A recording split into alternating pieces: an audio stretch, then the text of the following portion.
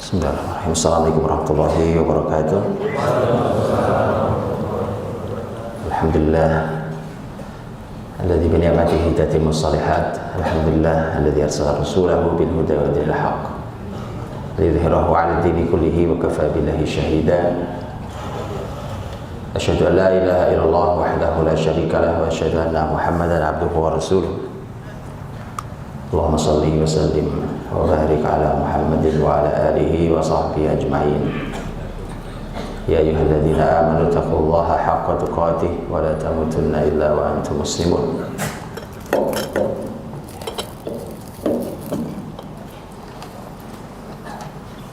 Allahumma bika asbahna wa bika amsayna wa bika nahya wa bika namutu wa ilaika nusyur.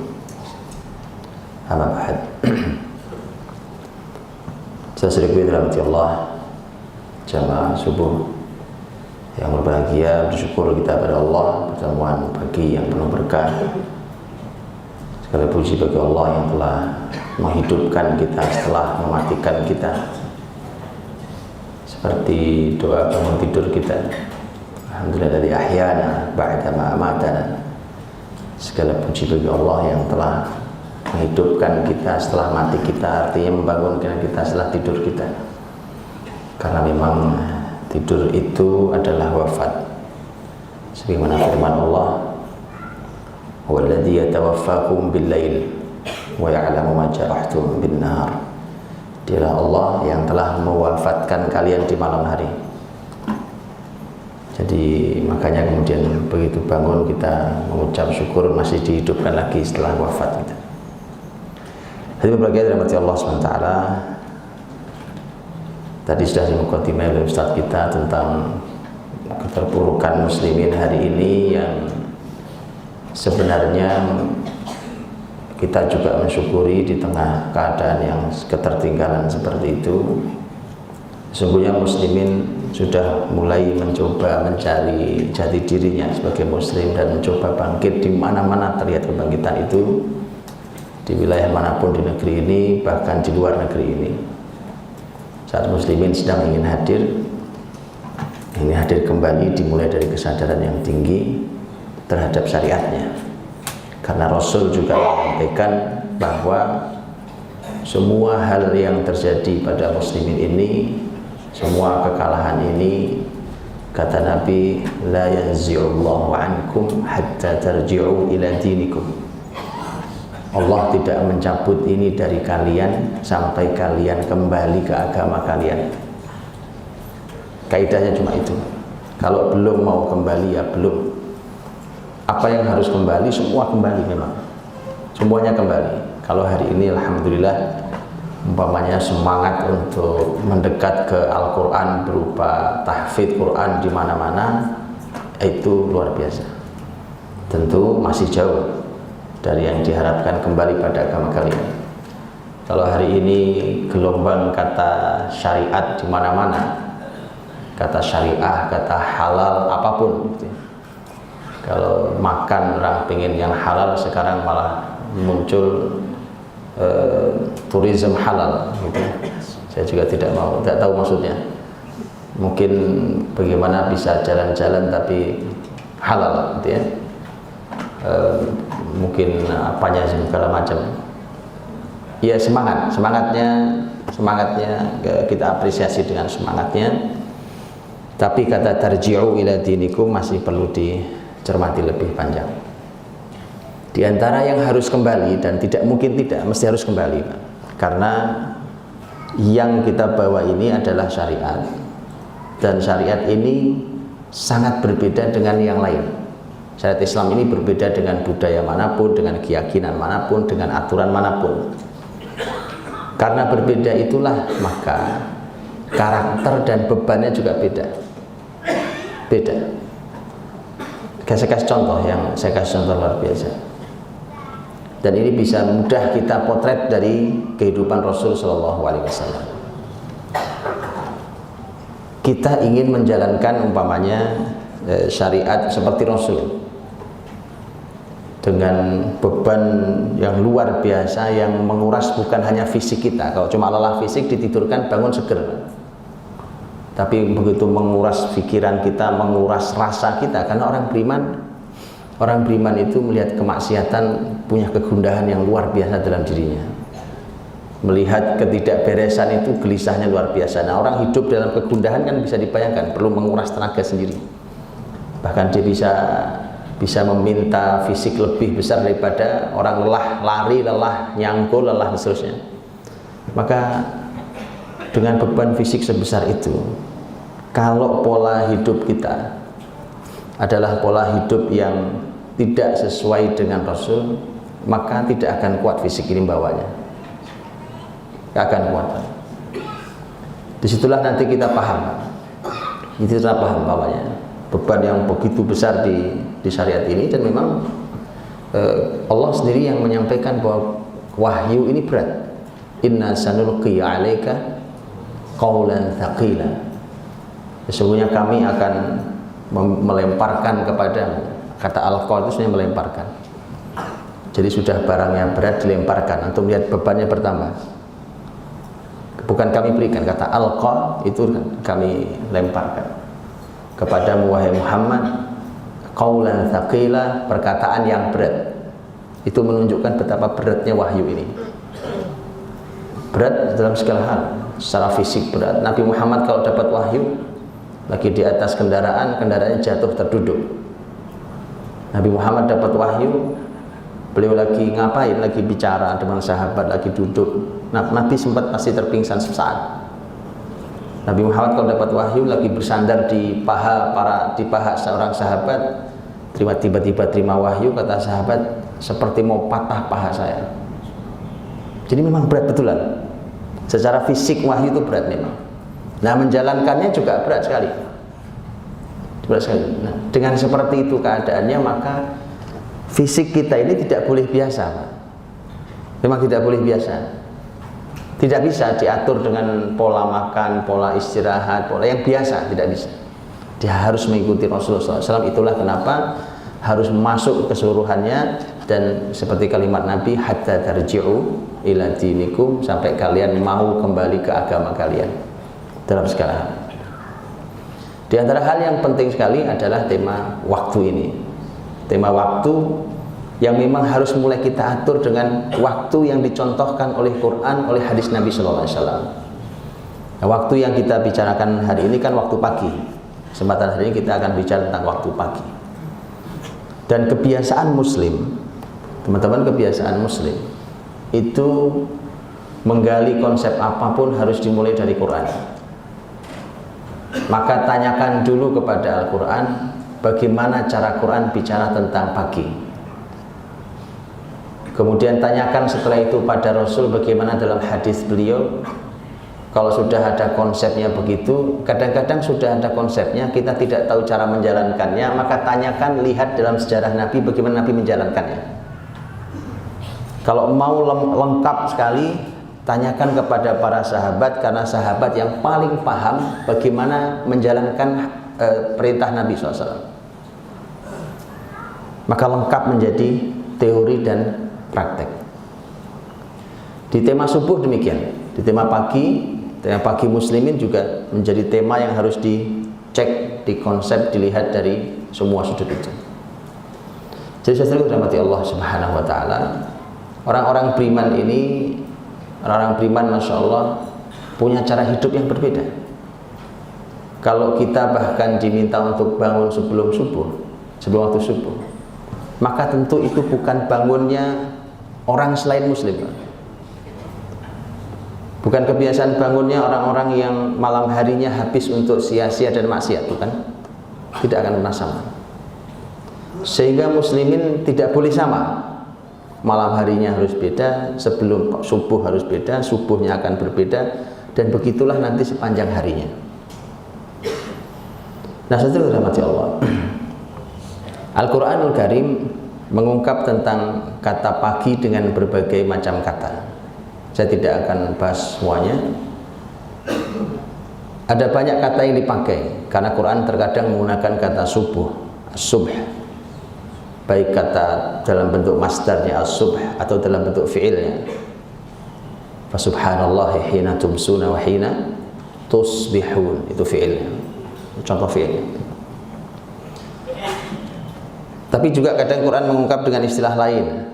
Masih dalam rangkaian pagi, Quran mengungkap dengan istilah al-fajr. Begitu juga nanti kadang-kadang diungkap dengan fenomena alamnya. Fenomena alamnya, karena ada matahari, ada awan di pagi hari, dan berbagai macam yang oleh Quran dibahasakan berbeda-beda.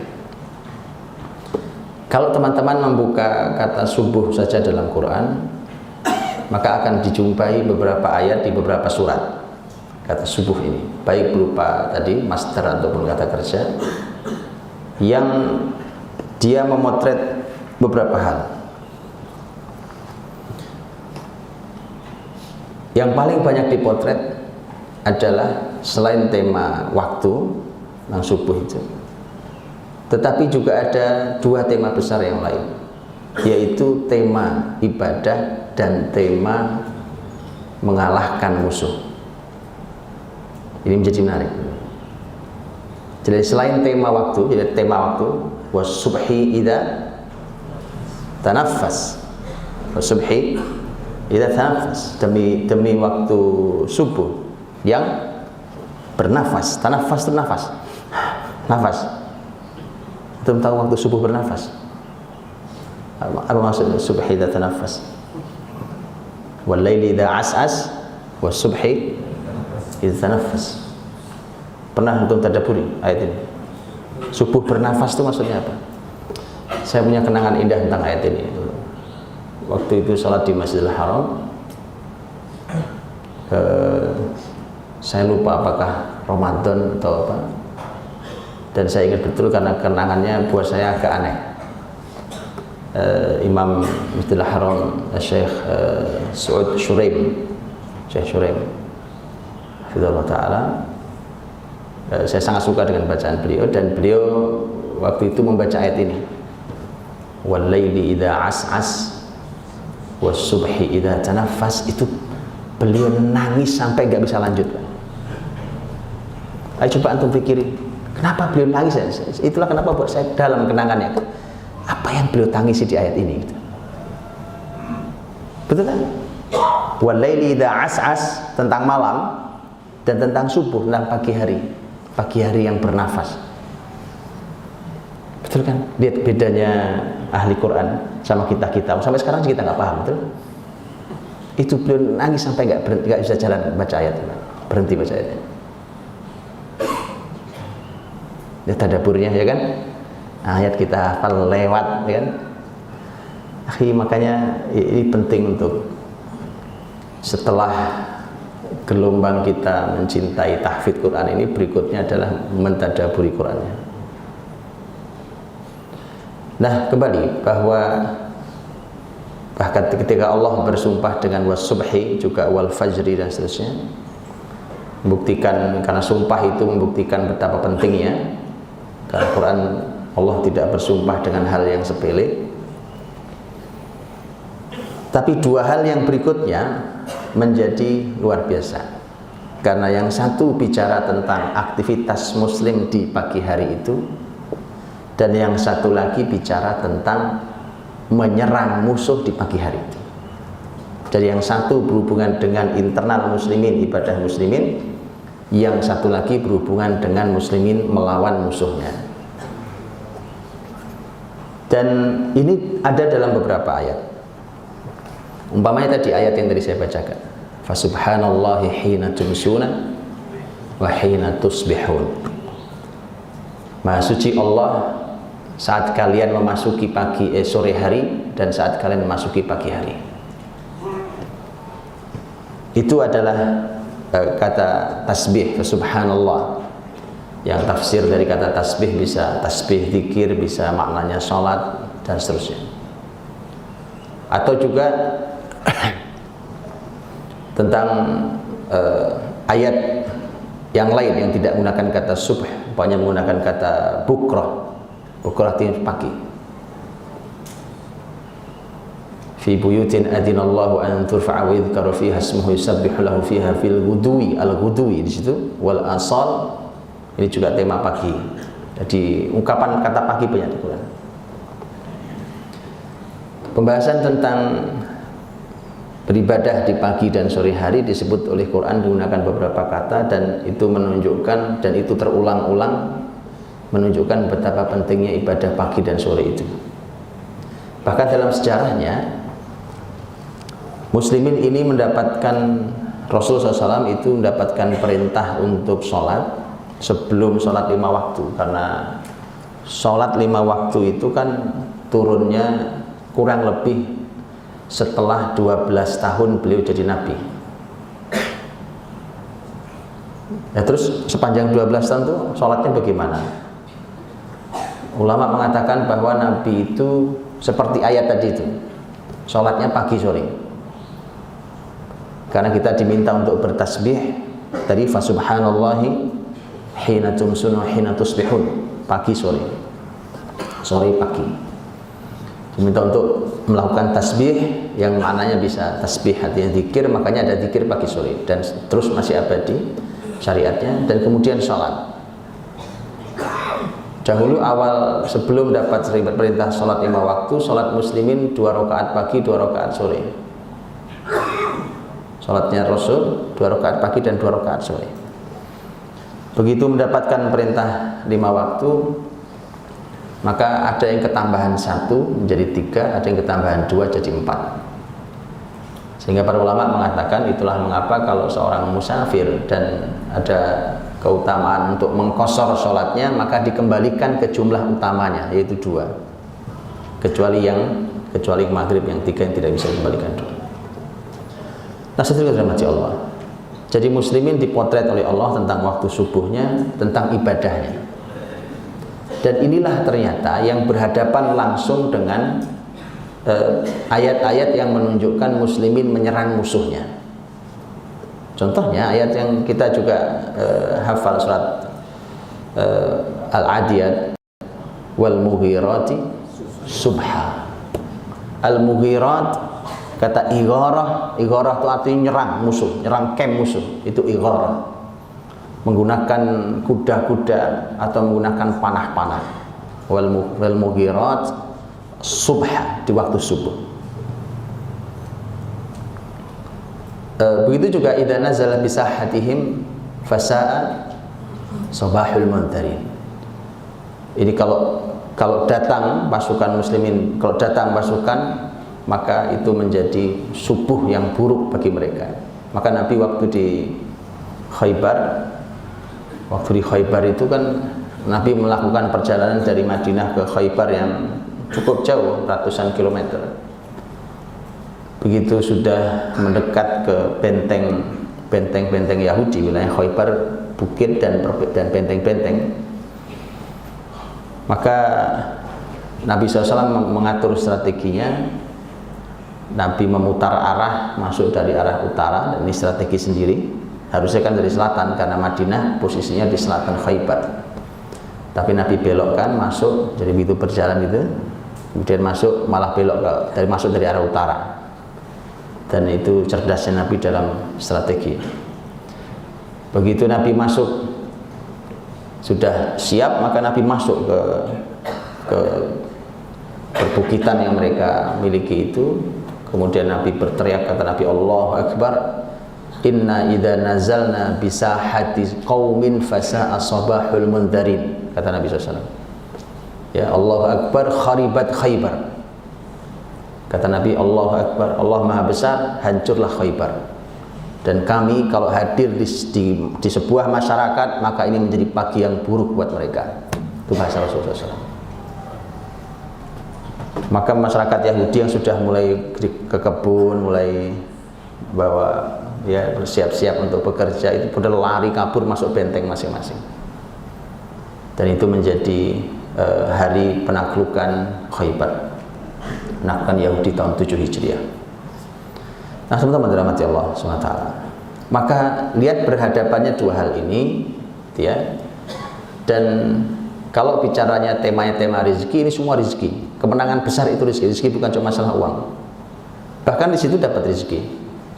Karena begitu kemenangan besar Khaybar, rezeki melimpah. Bahkan muslimin mengatakan baru kali ini kami merasakan tahu artinya kenyang itu.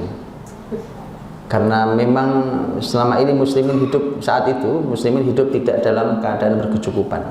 Sebagian berkecukupan tetapi banyak yang tidak berkecukupan. Maka mereka benar-benar mendapatkan rezeki pagi. Dan kalau pembicaraannya adalah pembicaraan tentang kemenangan muslimin di berbagai bidang, itu rezeki anugerah yang besar, maka memang subuh kita ini atau pagi kita ini harus pagi yang berbeda. Tidak boleh sama. Cara orang hidupnya orang beriman dengan cara hidupnya orang lain kok sama, ya tidak benar. Tidak mungkin sama. Maka harus berbeda. Baik. Kemudian dengan itulah maka Nabi SAW biasa memberangkatkan, kalau Nabi memberangkatkan pasukan di pagi hari.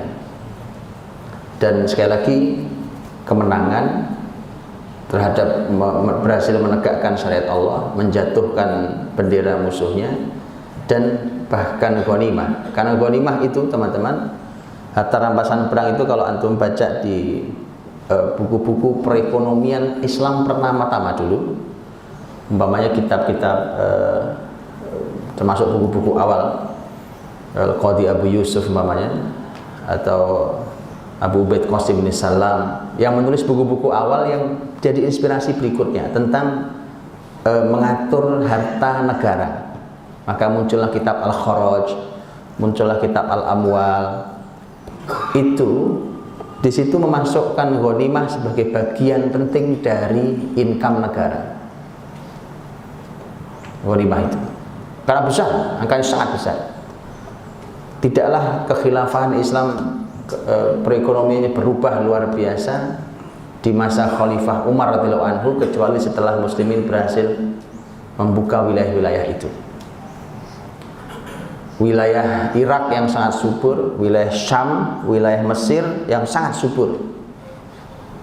Dan wilayah-wilayah inilah yang kemudian menjadi sumber penghasilan muslimin, ya. Dan itu hasil angkanya sangat besar. Dan itu semuanya hadirin dirahmati Allah, Quran memotretnya, pembahasan tentang wal mughirati subha, pembahasan tentang penyerangan musuh di pagi hari. Nah kemudian hadirin, Al-Quran Karim juga memotret aktivitas sebelum waktu subuh, dan itu adalah waktunya orang beriman bangun, yaitu waktu sahar.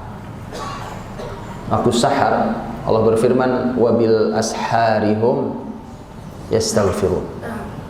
Dan pada waktu sahur, waktu sahur berarti harus sebelum subuh, karena subuh sudah selesai sahurnya.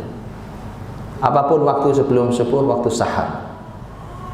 Pada waktu sahur itu, waktu pagi itu, muslimin beristighfar, yastaghfirun. Makanya ketika kita bangun sebelum subuh, melakukan aktivitas tahajud umpamanya, kemudian maka sisakan waktu juga untuk Al-Quran dan istighfar, karena itu yang dipotret juga di dalam Al-Quran selain tahajud. Kalau tahajud Allah berfirman wa minal laili fatahajjad bihi nafilatan lak. Tapi bicara tentang qiyamul lail, Quran mengatakan ya ayyuhal muzammil qumil laila illa qalila nisfahu aw inqus minhu qalila aw zid alaihi wa rattilil qur'ana tartila. Tartilkan Quran. Bicara tentang istighfar ini, wabil asharihum yastaghfirun. Jadi waktu sahur, setelah aktivitas tahajudnya kemudian baca Qur'annya, ternyata ada aktivitas istighfar secara spesial. Ini spesial, jadi 3 poin itu saya hanya ingin bicara tentang istighfar. Istighfar, teman-teman rahmati Allah, inilah yang bisa jadi kita menganggapnya memang tidak nyambung, tetapi orang beriman Masya Allah istighfar. Lihatlah bagaimana Nabiullah Nuh alaihissalam dalam surat Nuh ketika mengiming-imingi masyarakatnya yang tidak kunjung mau beriman supaya mau beriman, dan selalu begitu teman-teman ya, bahasanya orang yang tidak beriman itu bahasa harta, bahasa duniawi, baru kalau bicara nyambung. Nah, kalau pembahasan ngobrol kita kok cuma ngobrol harta, berarti memang level kita belum naik. Jadi kalau segala hal di kepala kita adalah harta, memang level kita belum naik. Karena mengiming-imingi mereka itu level mereka yang belum beriman itu. Iming-imingi supaya mau beriman tapi pakai urusan harta. Lihat ayatnya, faqul tastaghfiru rabbakum innahu kana ghaffara yursilis samaa'a 'alaikum midrara wa yumdidukum bi amwalin wa banina wa yaj'al lakum jannatin wa yaj'al lakum anhara. Nabi Nuh ngadu pada Allah, ya Allah, aku sudah pernah berkata pada mereka, ini enggak kunjung beriman juga mereka. Istighfarlah kalian pada Rabb kalian, karena Dia Maha Pengampun. Kalau kalian sudah istighfar, Allah berikan balasan. Yursilis samaa'a 'alaikum midrara. Allah kirimkan hujan yang deras.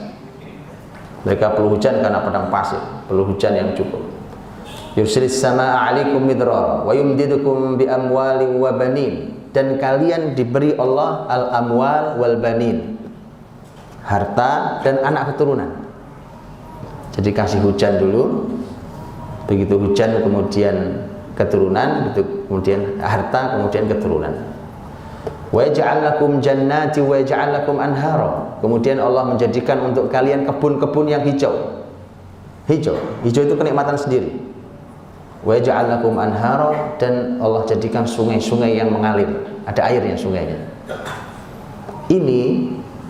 Hal ini ternyata sumber awalnya adalah istighfar. Karenanya Imam Al-Hasan Al-Basri rahimahullah taala, imam ulama tabi'in, ketika suatu hari beliau didatangi, lagi duduk di majelisnya, didatangi oleh orang datang mengeluh tentang kemiskinan. Kata Imam Hasan Basri, istighfar, kamu istighfar yang banyak. Datang lagi orang ngadu masalah yang lain, kata beliau, istighfar, berbanyak istighfar.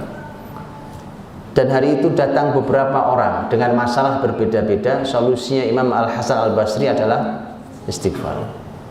Sampai muridnya nanya, ya Syekh, ini dari tadi orang datang bolak-balik masalahnya beda-beda, kenapa solusinya istighfar?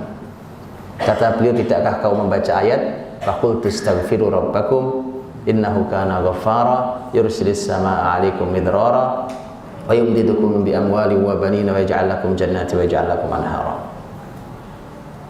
Jadi istighfar itu kan orang memohon ampun. Astagfirullah. Orang mohon ampun pada Allah Subhanahu wa taala. Itu orang mohon ampun pada Allah Subhanahu wa taala. Ternyata efeknya itu sampai pada urusan fisik. Kan urusan hujan itu urusan fisik. Urusan harta, urusan anak, urusan hijau kebun yang indah, urusan sungai yang mengalir. Itulah memang begitu gaya hidup orang beriman. Orang beriman tugas istighfar. Setelah itu Allah balas, itu balasan dari Allah SWT. Dia jadi istighfar itu. Itulah mengapa kalau tidak kunjung hujan, kan kita disyariatkan untuk salat istisqa, bukan? Salat istisqa, salat minta hujan itu kan itu disunnahkan untuk orang datang menggunakan pakaian yang sangat amat sederhana. Begitu salah satu sunnahnya. Bukan pakai pakaian yang rapi, yang kelihatan mahal. Justru harus menunjukkan kesederhanaannya. Datang dengan tawaduknya, bahkan bisa datang bawa binatang untuk untuk memelas sama Allah. Ya Allah, kita ini banyak dosanya, dan isi khutbahnya adalah isi mengingatkan akan dosa. Salat istisqa. Kemudian memohon pada Allah dengan hati yang tawadhu. Bawa binatang tujuannya apa? Seakan ingin kita bicarakan bahwa kalau hujan tidak turun karena dosa kami, tapi binatang ini jangan sampai jadi korban gara-gara kami. Dia punya hak itu. Karena Nabi juga mengatakan, laulal bahaim, kalau bukan karena ternak itu, Allah bisa tidak menurunkan hujan sama sekali, karena dosamu kalian sangat banyak sekali. Makanya perlu kita terima kasih pada binatang itu. Ya. Dan istilah mengapa teman-teman, bahwa apa yang kita lakukan di pagi hari berupa istighfar tadi itu berhubungan erat dengan rizki-rizki kita. gitu ya. Jadi apapun masalah antum ya, yang rezekinya masalah, yang kesehatannya masalah, yang belum juga dapat jodoh ya kan ya, itu apapun masalahnya solusinya istighfar ya, istighfar yang banyak ya, masyaallah, istighfar yang banyak. Aqul tastaghfiru rabbakum innahu kana ghaffar. Dan itu aktivitas muslimin sebelum subuh sebenarnya. Secara spesial itu aktivitas seluruh sepanjang hari, tapi yang spesial Allah sampaikan adalah di waktu sahar, wabil asharihum yastaghfirun. Di waktu sahar mereka beristighfar. Jadi dipenuhi istighfar di waktu sahar. Istighfar itu teman-teman kan tahu ada sayyidul istighfar. Betul ya? Sayyidul istighfar. Allahumma anta rabbi la ilaha illa anta khalaqtani wa ana abduka wa ana ala ahdika wa wa'dika mastata'tu a'udzubika min syarri ma sana'tu abu laka bi ni'matika alayya wa abu bi dhanbi faghfirli fa innahu la yaghfiru dzunuba illa anta. Teman-teman lihat, sebenarnya istighfar itu kan astaghfirullah, itu istighfar, astaghfirullahaladzim, astaghfirullahaladzim wa atubu ilaih, istighfar. Tapi kenapa bacaan yang tadi yang panjang itu disebutnya sayyidul istighfar? Ini adalah penghulunya istighfar, tuannya istighfar. Jadi kalau mau istighfar, ini yang paling utama yang tadi itu. Dan menariknya sayyidul istighfar itu juga diperintahkan untuk dibaca pagi dan sore hari, bukan? Pagi itu untuk mengawal sepanjang siang sampai ketemu sore, sore itu untuk mengawal sepanjang malam sampai ketemu pagi. Maka salah satu yang diminta oleh Allah agar kita untuk mengawal hari-hari kita itu adalah dengan istighfar. Dan istighfarnya diantaranya adalah sayyidul istighfar. Apa bedanya sayyidul istighfar dengan istighfar yang biasa? Mau istighfar, sayyidul istighfar pun ujungnya adalah faghfirli. Ya Allah ampuni aku, istighfar. Ya ampuni Allah, ampuni aku. Yang membedakan adalah di dalam sayyidul istighfar itu ada dua hal. Ada dua hal yang berbeda. Yang pertama adalah pujian kita pada Allah. Yang kedua adalah pengakuan atas kelemahan kita di hadapan Allah. Itulah yang Allah sukai. Seorang hamba memuji Allah Subhanahu wa ta'ala. Makanya ada sunnah memuji Allah dalam sebelum berdoa. Memuji Allah, kemudian mengadukan kelemahan diri kita di hadapan Allah Subhanahu wa ta'ala. Bukan gitu? Allahumma anta rabbi, itu memuji Allah. La ilaha illa anta, memuji Allah. Khalaqtani, memuji Allah. Betul? Wa ana abduk, ini mulai ngakui, aku hambamu ya Allah. Wa ana ala ahdika wa wa'dik, ini adalah aku ada terikat dengan perjanjian denganmu. Ini mulai pengakuan kita. Mastata'tu, itu semampu saya ya Allah. Nah, mulai mengatakan sebenarnya saya tidak mampu ini. Ini semampu saya ya Allah. Mastata'tu. Setelah itu a'udzu min syarri ma sana'tu. Aku berlindung dari keburukan yang aku lakukan sendiri. Jadi orang mengakui kelemahan dari Allah. Bahkan terus memuji sekaligus mengakui kelemahan. Bahkan abu laka bi ni'matika alayya wa abu bi dzambi, itu gabungan. Ya Allah, aku ini sebenarnya kembali kepadamu dengan semua nikmat yang kau berikan kepadaku, tapi aku ternyata kembali dengan dosa. Jadi kau kasih aku kenikmatan, tapi aku balas dengan jadi isi semua begitu, cuma dua itu isi. Satu pujian, dua pengakuan. Setelah itu baru faghfirli. Itu kenapa menjadi sayyidul istighfar. Nah, itu ternyata mengawal pagi dan sore hari kita. Ya, dan itulah teman-teman, makanya zikir pagi sore, maka mari kita baca zikir pagi sore itu, masya Allah merupakan zikirnya orang-orang beriman. Ya, dan itu luar biasa. Ini pintu-pintu rezeki. Lihat, pintu rezekinya bukan hanya di dunia ini, sampai di akhirat. Lihat bagaimana ulama memberikan penjelasan tentang ayat di mana Allah berfirman tentang para penghuni surga. Allah berfirman, lahum rizquhum fiha bukrata wa asyiyya. Mereka orang-orang penghuni surga mendapatkan rizkinya di surga pagi dan sore hari. Rizki surga ternyata pagi sore. Pagi sore dapat rizki. Ulama menyampaikan, mengapa rizkinya pagi sore? Kenapa rizkinya pagi sore? Ini sebagai balasan atas orang-orang beriman berzikir kepada Allah di pagi sore hari waktu di dunia. Itu satu.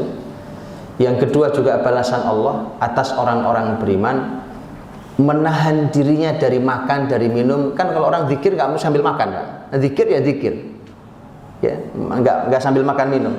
Berzikir ya berzikir. Maka karena dia menahan diri itulah, maka kemudian nanti di surga Allah berikan rezeki pagi sore hari, karena dia menahan rezeki pagi sore gara-gara untuk berzikir pada Allah pagi sore hari. Dan bukankah itu yang Allah sampaikan, orang-orang yang penghuni surga itu adalah orang yang berhasil masuk surga adalah orang-orang yang wanahan nafsa 'anil hawa fa innal jannata hiyal ma'wa. Orang-orang yang berhasil nahan nafs itu naha itu melarang, nafs itu jiwa kita, 'anil hawa dari hawa nafsu kita. Karenanya orang beriman itu harus punya kemampuan melarang jiwanya. Nah, berarti harus ada ngobrolnya, Pak. Harus ada bincang dengan jiwanya. Gak boleh, wahai jiwaku. Masya Allah, ini orang-orang soleh dulu biasa ngobrol sama jiwanya, Pak.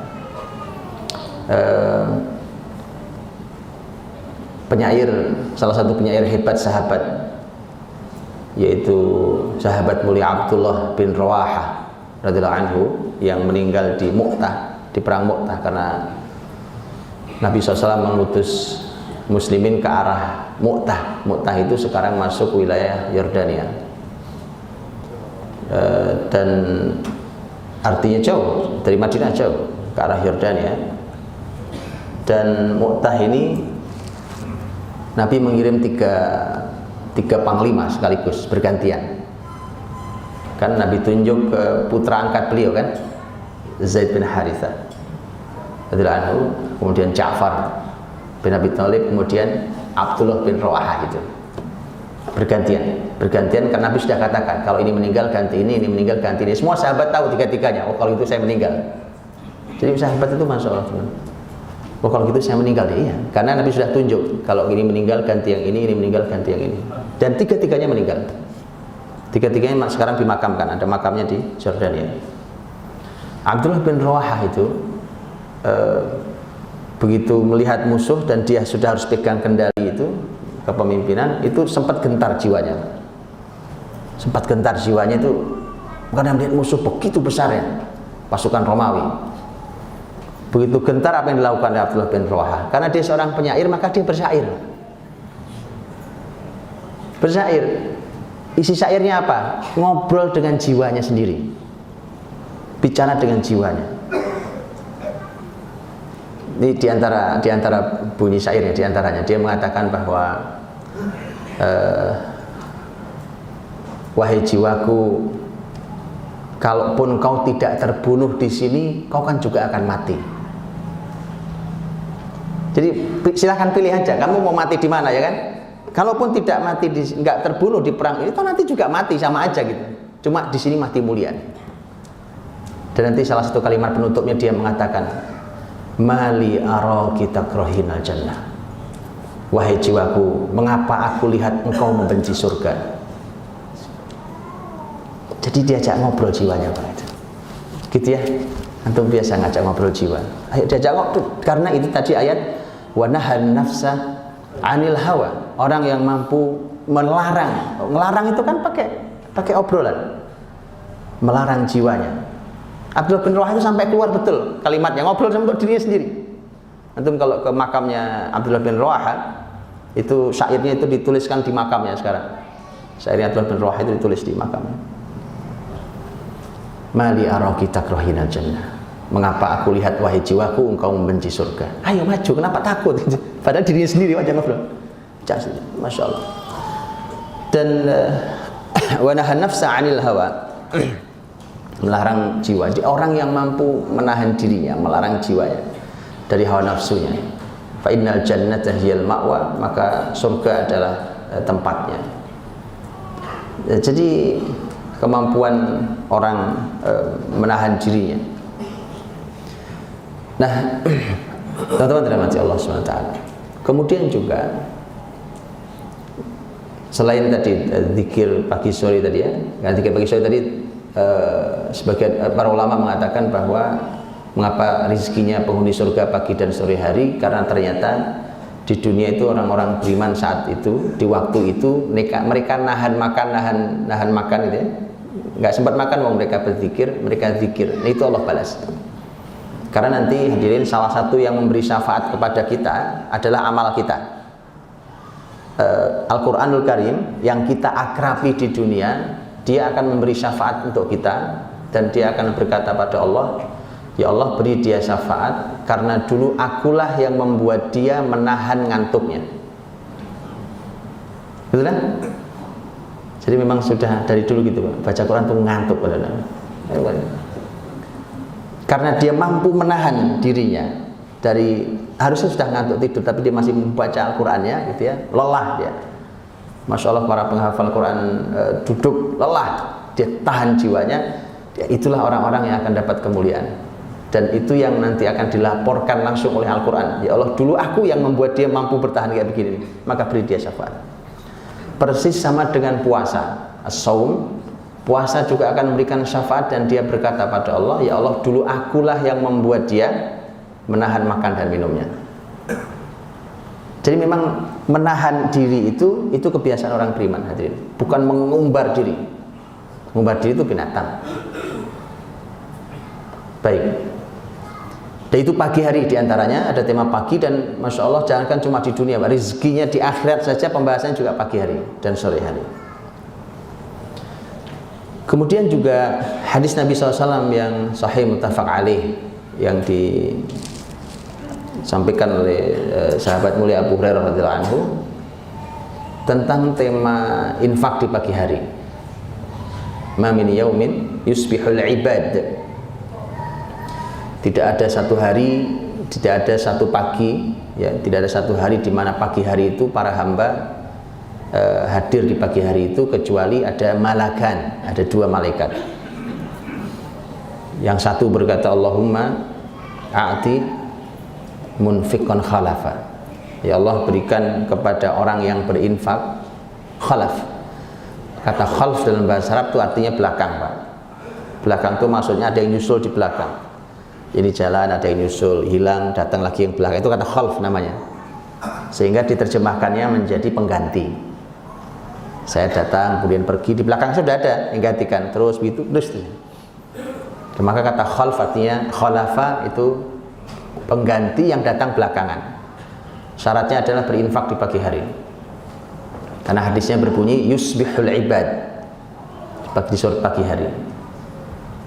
Malaikat berdoa, Allahumma a'ti munfiqan khalafa. Yang satu lagi berdoa, Allahumma a'ti mumsikan talafa. Ya Allah, berikan kepada orang yang mumsik. Mumsik itu nahan hartanya, dipegangi. Kata amsak itu artinya megangi, Pak. Nah itu. Jadi orang yang pelit itu faktornya karena dia megangi harta kekencengan, megangnya. Kata mumsik itu megangi, dipegangi itu. Nggak lepas, dipegangin gitu. Nggak lepas-lepas. Orang yang megangi harta begitu sampai hartanya tidak keluar, didoakan talaf. Kata talaf itu artinya hilang, musnah, lenyap, talaf. Maka Masya Allah teman-teman, ternyata ini adalah pembuka rezeki pagi hari. Ya kan? Didoakan malaikat loh. Doakan malaikat itu kan artinya tidak ada doa malaikat yang tidak didengar Allah SWT. Karena malaikat ini makhluk yang tidak pernah berbuat maksiat dan selalu menjalankan perintah Allah. Didoakan malaikat. Jadi malaikat tiap pagi begini nih. Nah ini ada yang berdoa ini. Malaikat berdoa. Yang satu doanya, ya Allah, berikan pada orang yang infak pagi ini gantinya. Kasih gantinya. Gantinya Allah tidak ditentukan oleh Allah Subhanahu wa taala. Terkadang Allah yang Maha tahu, biarkan Allah yang mengganti. Jadi mengganti itu jangan selalu juga difikirkan uang lagi. Infak uang, dapat ganti uang. Kenapa? Karena terkadang harta yang paling mulia bukan uang. Terkadang kita memerlukan kesehatan, bukan? Begitu sakit orang tahu, ya Allah, mahalnya harta yang satu ini. Gitu. Itu makanya biarkan Allah yang tahu gantinya apa, terserah Allah. Makanya kalimatnya pun khalafan. Khalafan itu pengganti pun apa saja terserah Allah. Allah yang maha tahu apa yang kita perlukan hari ini. Kalau orang punya masalah besar kemudian diberikan solusi jalan keluar, masya Allah, itu luar biasa. Itu pengganti. Jadi biarkan Allah yang mengganti, tugasnya hanya berinfak di pagi hari. Di pagi hari. Dan ini masya Allah memang menjadi kebiasaan mulia, teman-teman. Kebiasaan baik. Tidak perlu banyak tetapi rutin. Gitu ya. Karena itulah konsepnya. Konsepnya adalah sebagaimana yang disampaikan oleh Rasul SAW, ahabul a'mali ilallahi adwamuha wa in qall. Amal yang paling Allah cintai adalah yang paling dirutinkan. Mana yang paling diistiqomahi, dijaga rutinitasnya walaupun sedikit. Walaupun sedikit. Jadi memang tidak perlu banyak tapi rutin. Bagaimana kalau rutin dan banyak? Nah, itu nggak usah dijawab. Nah, itu sudah jelas, rutin banyak. Nabi ingin memberikan, karena biasanya begitu, yang banyak suka nggak rutin. Karenanya kata Nabi rutinkan. Terus adwam, didawamkan. Wa in qalla, walaupun sedikit. Nah, itu infak pagi hari. Orang yang nahan hartanya, dia tahan hartanya, dia pegangi kuat-kuat, tidak dia berikan hak orang lain, tidak dia keluarkan, tidak dia infakkan dan seterusnya, malah didoakan ludes hartanya. Kan bayangan manusia itu kalau saya tahan-tahan, nggak saya berikan ke orang, kan saya makin kaya. Ternyata tidak. Makanya hitungan matematika langit beda dengan hitungan matematika manusia di bumi ini. Matematikanya beda. Ya kan, ini contohnya. Kan kalau hitungan kita, belajarlah ilmu accounting, kan? Accounting hitungannya kan jelas, wah ini uang saya begini, wah ini masih banyak, ya kan? Tapi kalau di dalamnya ada hak orang lain yang tidak Anda berikan, ini harta dalam ancaman kehancuran. Nggak lama ditalaf, karena malaikat tiap pagi berdoa. Tiap pagi berdoa itu, Allahumma a'ti mumsikan talafa. Itu matematika rezeki memang berbeda. Makanya Allah dari awal sudah menyampaikan wa fis samaa'i rizqukum wa ma tu'adun. Dan di langitlah rezeki kalian dan apa yang dijanjikan untuk kalian. Ada beberapa tafsir tentang kata ini, di langitlah adanya rezeki kalian, itu ada beberapa tafsir. Tapi diantaranya dari teks zahirnya terlihat bahwa rezeki kita di langit, iya. Jadi kita berjuang berjibaku di dunia ini, tapi ternyata rezekinya bukan di sini. Kan di sini kita kerja, di sini kita mencari uang, tapi ternyata rezeki kita tidak di sini, tidak di bumi ini, tapi di langit sana. Makanya seharusnya matematika rezeki itu harus pakai matematika langit. Yang tadi diantaranya tadi itu. Contoh, umpamanya kalimat Nabi Sallallahu Alaihi Wasallam. Nabi ketika menyampaikan bahwa kata beliau, siapapun yang masih menolong saudaranya, masih Allah akan tolong. Wallahu fi aunil abdi, maka al abdu fi auni akhi. Allah masih selalu membantu seorang hamba kalau hamba masih mau bantu saudaranya. Itu matematika langit. Karena kalau bantu orang lain itu mesti berkurang harta kita. Nah, yang bantu orang lain, yang tadinya 10 tinggal 5, karena yang 5 kita kasih orang lain. Itu matematika dunia. Tapi matematika langit tentang rezeki ternyata gantinya adalah kapanpun kalian akan dibantu Allah SWT. Dan itu indah sekali. Oh, kamu perlu ini, oh kamu perlu ini, kan gitu kan. Itu semacam kita membeli apa saja. Ya Allah, saya beli ini dengan 5 tadi itu saya beli, dan setelah itu aku serahkan, terserah gantinya apa, karena Engkau yang maha tahu saya sekarang perlu apa. Itu belinya. Kan sampai tema surga pun jual beli kan. Innallaha ashtara minal mu'minina anfusahum wa amwalahum bi anna lahumul jannah. Sesungguhnya Allah membeli, tuh beli kan. Kita sama Allah itu memang jual beli. Sesungguhnya Allah membeli jiwa dan harta orang-orang beriman itu dibeli dengan surga. Itu memang temanya adalah tema jual beli. Nah, itu dari mulai istighfar, mulai zikir pagi sampai sampai kemudian infak di pagi hari, Masya Allah menjadi pintu-pintu keberkahan. Dan terakhir, teman-teman rahmati Allah, waktu pagi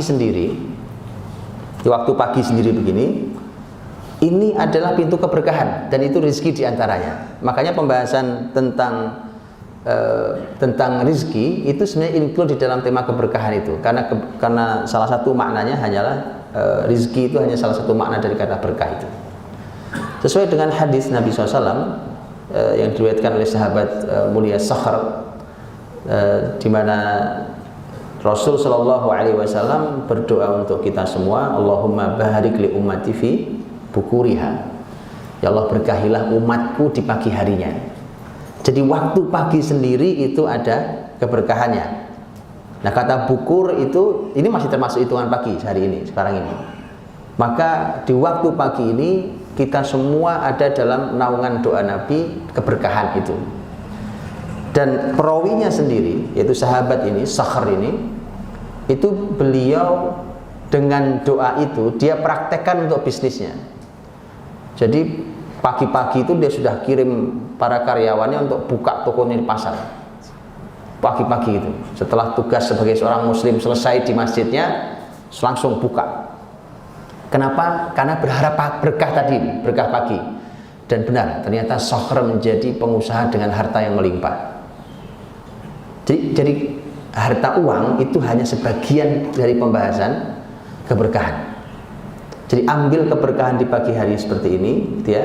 Makanya sahabat mulia Abdullah bin Abbas radhiyallahu anhuma itu di waktu duha pernah melihat anaknya tidur waktu duha. Ini sebentar lagi waktu duha, maksud dari ini. Betul lihat anaknya tidur di waktu duha, kemudian ditegur sama sang ayah, sama Abdullah bin Abbas. Apakah kamu tidur di waktu Allah membagi rezeki? Gitu. Jadi kalau teman-teman tidur di waktu duha, nggak kebagian rezekinya. Allah lagi bagi-bagi rezeki, kalian tidur. Gitu. Itu Masya Allah, itu kalimat orang hebat, Abdullah bin Abbas, ilmuwan besar kalangan sahabat. Kan tadi ini tebaran pagi ini, tebaran keberkahan.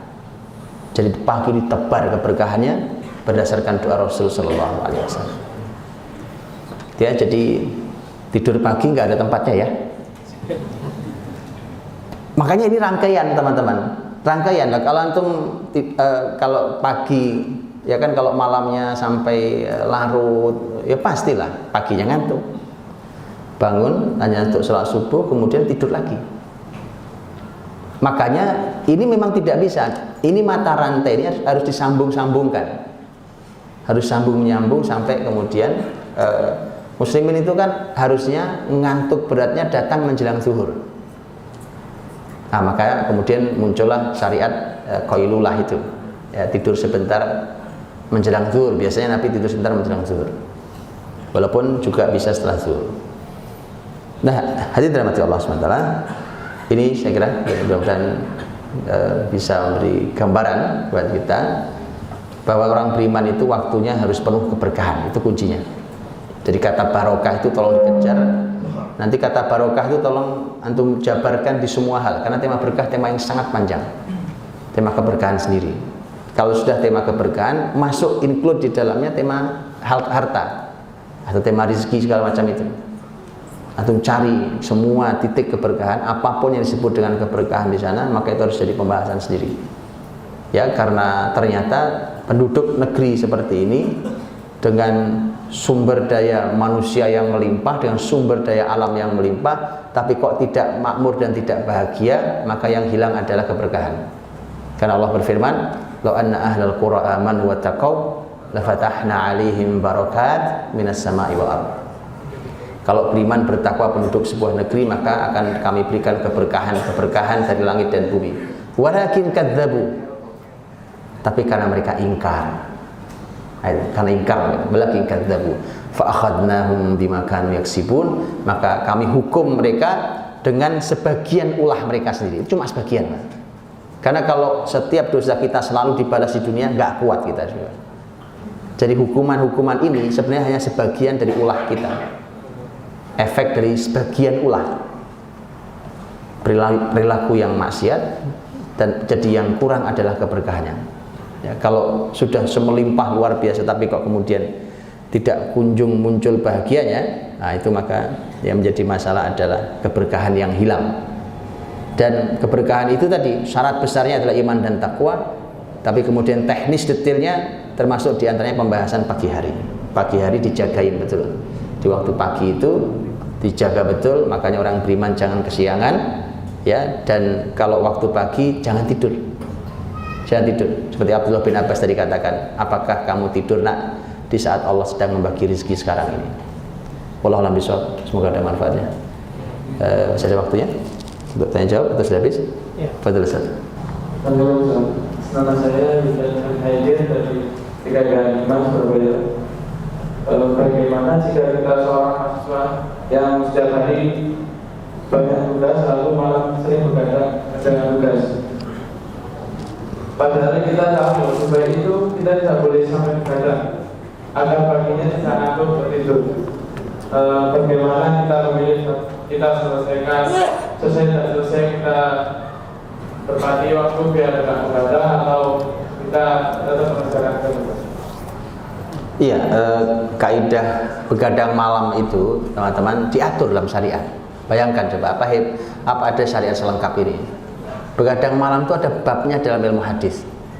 Teman-teman kalau buka Sahih Bukhari ada babnya. Bayangkan ya, begitu penting tema ini sampai Imam Bukhari saja harus buat babnya. Bab as-samar fil fiqh. Bab begadang malam untuk fikih. Antum ngapain begadang malamnya? Untuk fikih. Tugas. Kalau untuk fikih ada babnya Pak. Kalau untuk yang lain saya tidak nemu babnya. Itu ada babnya dalam Sahih Bukhari, silakan dibuka. Bab orang begadang malam untuk menyelesaikan urusan fiqh, urusan ilmu di syariat ini. Nah, ilmu syariat itu ada syariat begadang malamnya. Atau kalau dalam hadis Nabi SAW adalah urusan muslimin. Nah itu ya, itu lebih umum, mungkin bisa masuk di situ urusan antum, urusan muslimin. Tapi saya sering sampaikan di dalam pembahasan tentang begadang malam itu sesungguhnya poinnya adalah poin pengecualian. Karena Aisyah radhiyallahu anha mengatakan bahwa ketika menegur ponakannya yang begadang ngobrol habis sholat isya, Aisyah mengatakan tidak begini nak cara Nabi menghabiskan malam. Nabi tidak suka tidur sebelum isya, tapi Nabi juga tidak suka begadang melek setelah isya, kecuali ada urusan muslimin. Namanya kecuali, saya bilang kalau antum paham kata kecuali, pengecualian itu nggak banyak. Apa ada pengecualian banyak? Apa ada? Ini jamaah umpamanya jumlahnya umpamanya 300 orang umpamanya. Ngaji rutin jumlahnya segini umpamanya. Tiba-tiba yang datang cuma 5 orang. Antum cara mengungkap kata kecuali itu mesti yang sedikit, Mas. Karena kalau enggak, ngapa nyebutin siapa yang hadir, Mas? Yang hadir sebenarnya sih semuanya hadir, Mas, kecuali gitu ya. Padahal dari 300 tuh yang hadir cuma 10 orang hari itu. Entah karena apa ya kan. So, hadir Mas yang ngaji 300 kayak biasanya. Hadir, Pak. Hadir semua, hadir, kecuali. Lah kecuali mana? Mending antum balik kalimatnya. Enggak ada yang hadir, Mas. Kecuali, betul kan? Cuma 10. Fulan 10. Kecuali itu selalu sedikit, teman-teman. Jadi ada begadang itu ada ilmunya dalam Islam ya, tetapi tadi namanya pengecualian dia tidak akan pernah banyak, sekali-kali mungkin. Bagaimana kalau aktivitas kita menuntut untuk itu semua? Tentu begini teman-teman, kita ini punya banyak pilihan dalam hidup ya. Jangan mudah kita kalah oleh keadaan. Sering-sering kita bilang, wah susah Pak keadaannya, wah susah Pak sistem. Kenapa? Emang Anda budak? Kalau Anda budak, Anda terikat oleh Tuan. Ya kan? Kita hidup merdeka, hidup kita merdeka, Masya Allah. Kita bisa atur hidup kita. Saya mau lakukan ini begini, saya nggak mau, bisa pindah besok ke sana. Kan begitu. Saya mau dengan syarat begini, orang merdeka. Orang merdeka. saya punya pilihan-pilihan. Nah, setidaknya latihlah di waktu kosong, waktu liburnya silahkan dilatih. Nanti kalau sudah ketemu nikmatnya, pasti akan menuntut berikutnya. Namanya nikmat itu, pasti menuntut berikutnya. Tapi cobain dulu. Kalau waktunya lagi libur, ya kan, maka ya jangan begadang malam, nikmati itu. Saya dulu sudah sangat lama dulu saya bilang ke pengajian isinya anak-anak muda, saya bilang, yuk kita cobain yuk. Saya bilang, saya sampaikan materi tentang begadang ini, kemudian saya bilang, cobain, kita coba, nanti pekan depan ketemu, saya mau tanya laporannya. Ngaji-ngaji begini. Ketemu minggu depan, saya tanya laporannya. Bagaimana pengalaman antum menjalankan tema ini? Ternyata jawabannya unik. Iya Ustaz, ternyata susah tidurnya. Jadi bukan susah bangunnya. Kenapa? Karena matanya sudah terlatih melek malam. Itu memang siklus yang harus diubah kan. Nanti kalau siklus ini antum ubah, kesininya akan berubah. Antum sebelum zuhur pasti ngantuk Pak. Itu siklus itu memang. Tapi kalau enggak lancar jaya ya kan, nanti tidurnya malah habis subuh itu. Nah, itu siklusnya malah salah, harus digeser. Hidup ini begitu. Jadi harus di-manage itu, mana yang salah mata rantainya ya digeser mata rantainya. Jangan terus dalam keadaan yang sama kalau memang tidak tepat. Ayo kita ubah. Jadi antum waktu libur dicobain, nanti kalau nikmat pasti akan menuntut hari-hari yang lain. Ya insya Allah banyak aktivitas yang bisa kita lakukan. Dan bumi Allah ini luas, famshu fi manakibiha, ya kan? Silahkan berjalan di jalan-jalan di bumi ini untuk cari rezeki, itu banyak jalan untuk cari rezeki. Insya Allah, jadi mudah-mudahan dimudahkan. Wallahu insya Allah. Baik, kita tutup dengan doa, mudah-mudahan Allah berkahi pagi hari kita dan Allah berikan kita rezeki yang halal. Allah berikan kepada kita solusi atas seluruh permasalahan kita. Allahumma shalli wa sallim wa barik ala sayyidina Muhammadin wa ala alihi wa sahbihi ajma'in. Walhamdulillahirabbil alamin. Hamdan yuafi ni'amahu wa yukafi mazidah ya rabbana lakal hamd wa lakas syukru kama yanbaghi li jalali wajhikal karim wa 'azimi sultanik. Allahumma barik lana fi a'malina wa barik lana fi a'marina. Allahumma barik lana fi awqatina. Allahumma barik lana fi ta'amina wa syarabina wa madinatina wa biladina. Allahumma la sahla illa ma ja'altahu sahla wa anta taj'alul hazna idza syi'ta sahla. Rabbi yassir wa la tu'assir, Rabbi tammim bil khair. Rabbana taqabbal minna innaka antas samiul alim wa tub alaina innaka antat tawwabur rahim waghfir lana innaka antal ghafurur rahim. Rabbana atina fid dunya hasanah wa fil akhirati hasanah wa qina adzabannar. Subhana rabbika rabbil izzati amma yasifun. Wassalamun ala al-mursalin walhamdulillahi rabbil alamin. Subhanakallahumma wa bihamdika asyhadu an la ilaha illa anta astaghfiruka wa atubu ilaik. Mohon maaf atas salah kurangnya. Assalamualaikum warahmatullahi wabarakatuh.